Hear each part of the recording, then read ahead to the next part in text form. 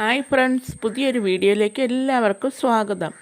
ഇന്നിവിടെ കുറച്ച് നെത്തോലി മീൻ എടുത്തിട്ടുണ്ട്. ഒരു 1/2 കിലോ ഉണ്ട്. ഇതുകൊണ്ട് ഒരു അടിപൊളി ഐറ്റമാണ് ഉണ്ടാക്കുന്നത്. നെത്തോലി ഒരു ബൗളിലേക്ക് മാറ്റിയിട്ടുണ്ട്. അതിലേക്ക് ഇനി കുറേ മസാല പുരട്ടി വയ്ക്കണം. അതിനായിട്ട് ഒരു 1/2 ടീസ്പൂൺ മഞ്ഞൾപ്പൊടി ഇട്ട് കൊടുക്കുക. ആദ്യം തന്നെ ഇനി ആവശ്യത്തിനുള്ള ഉപ്പ് ഇട്ട് കൊടുക്കുക. ഉപ്പ് കൂടുതൽ വേണമെങ്കിൽ കൂടുതലിടാം, കുറച്ച് മതി. കുറച്ച് അവരവരുടെ ഇഷ്ടമാണ് ഉപ്പല്ല. ഞാനിവിടെ 1 ടീസ്പൂൺ ഉപ്പ് ഇട്ട് കൊടുക്കുന്നുണ്ട്.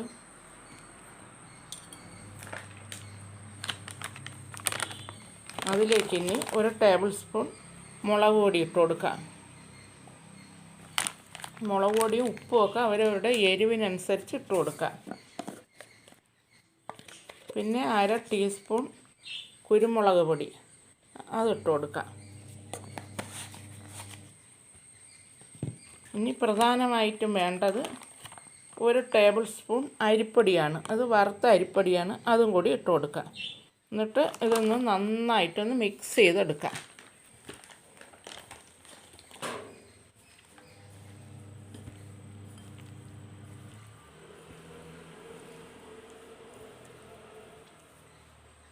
ഇതിലേക്ക് ഇനി ഒരല്പം വെള്ളം കൂടി ഒഴിച്ചു കൊടുക്കുക.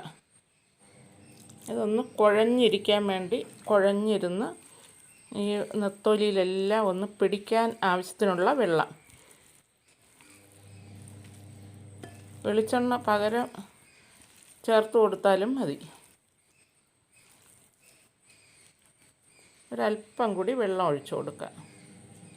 എല്ലാ ഭാഗത്തും ഇത് പൊതിഞ്ഞിരിക്കണം.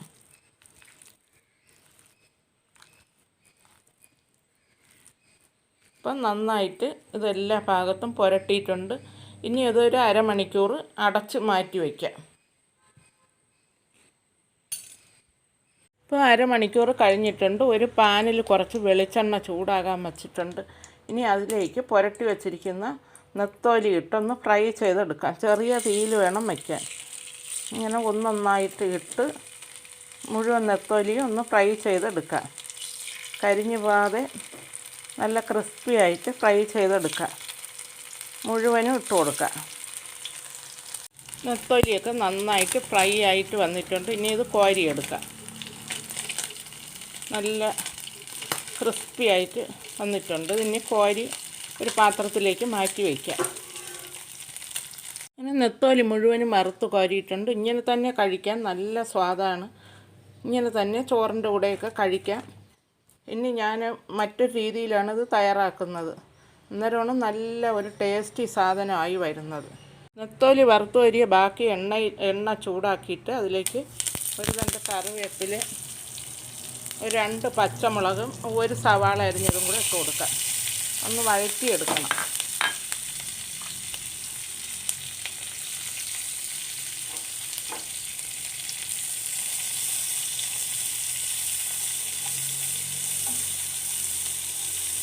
സവാള ഒന്ന് നന്നായിട്ടൊന്ന് വഴണ്ട് വരണം.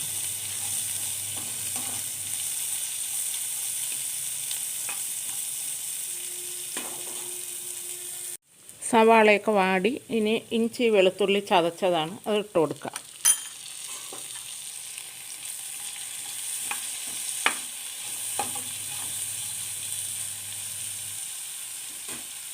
ഇതിലേക്കിനി ഒരു 20 ചെറിയ ഉള്ളി ഇങ്ങനെ ചതച്ചത് അതും കൂടി ഇട്ട് കൊടുക്കുക.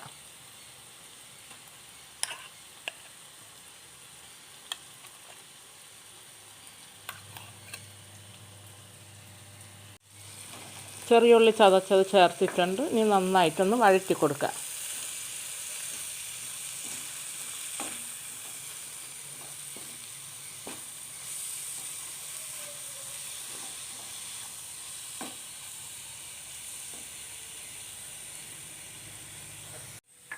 ഇനി ഇതിലേക്ക് ഒരു 3-4 കഷ്ണം തേങ്ങ അരിഞ്ഞ പച്ച തേങ്ങയുടെ അരിഞ്ഞ തേങ്ങാ കൊത്തിട്ട് കൊടുക്കുക.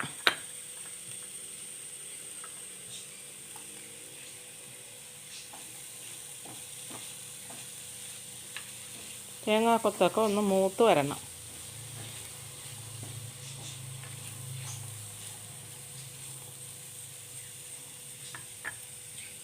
അപ്പോൾ തേങ്ങാക്കൊത്തും ഉള്ളിയൊക്കെ മൂത്ത് വന്നിട്ടുണ്ട്. ഇനി പൊടികൾ ചേർത്ത് കൊടുക്കാം. ഒരു 1/2 ടീസ്പൂൺ മഞ്ഞൾപ്പൊടി ഇട്ട് കൊടുക്കാം.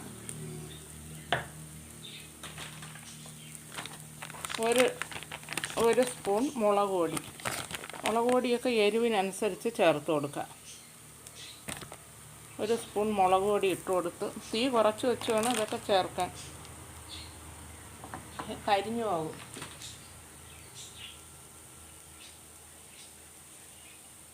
പിന്നെ 1 ടേബിൾ സ്പൂൺ മല്ലിപ്പൊടി,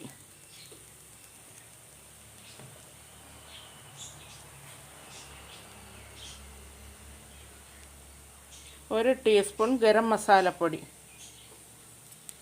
അത് നന്നായിട്ടൊന്ന് മിക്സ് ചെയ്ത് കൊടുക്കുക.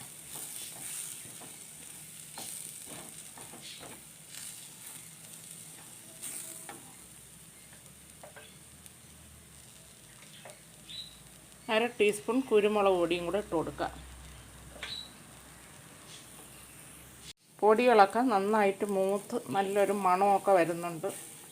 ഇനി ഒരു 1/2 കപ്പ് ചൂടുവെള്ളം ഒഴിച്ചു കൊടുക്കുക.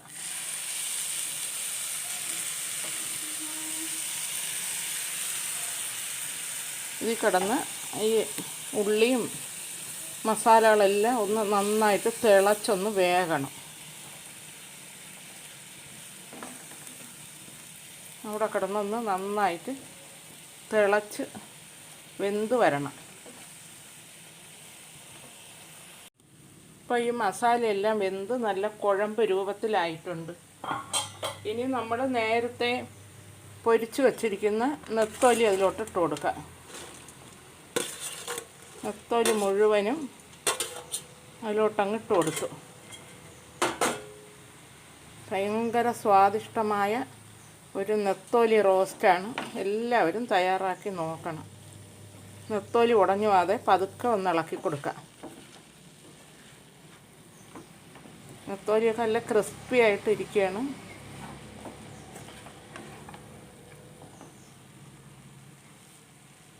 ഇനി ആവശ്യത്തിന് കുറച്ച് ഉപ്പും കൂടി ഇട്ട് കൊടുക്കുക. മസാലയിൽ ഉപ്പ് ഇട്ടിട്ടില്ലായിരുന്നല്ലോ, ഇനി കുറച്ച് ഉപ്പും കൂടി ഇട്ട് കൊടുത്തു. അതിൻ്റെ കൂടെ തന്നെ ഒരു അരമുറി നാരങ്ങയുടെ നീര്, ഒരു മീനാകുമ്പോൾ ഒരു ചെറിയ പുളിയൊക്കെ വേണമല്ലോ, അങ്ങനെ ഒരു മുറി നാരങ്ങയുടെ നീരും കൂടി ചേർത്ത് നന്നായിട്ടൊന്ന് മിക്സ് ചെയ്തെടുക്കാം. അപ്പോഴാണ് നല്ല ഒരു സ്വാദ് വരുന്നത്. തക്കാളി വേണമെങ്കിൽ തക്കാളി ചേർക്കാം. ഞാനിവിടെ തക്കാളി ചേർത്തിട്ടില്ല.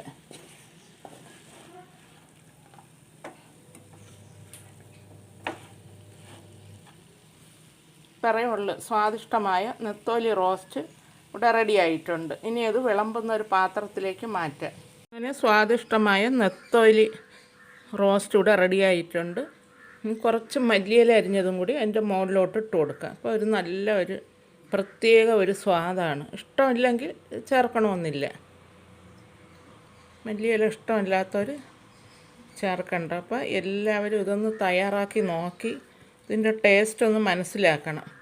എന്നിട്ട് ഫീഡ്ബാക്ക് അറിയിക്കണം. ചാനൽ സബ്സ്ക്രൈബ് ചെയ്യാതെയാണ് കാണുന്നതെങ്കിൽ ഒന്ന് സബ്സ്ക്രൈബ് ചെയ്തൊന്ന് പ്രോത്സാഹിപ്പിക്കണം. അപ്പോൾ അടുത്ത വീഡിയോയുമായി വീണ്ടും കാണാം.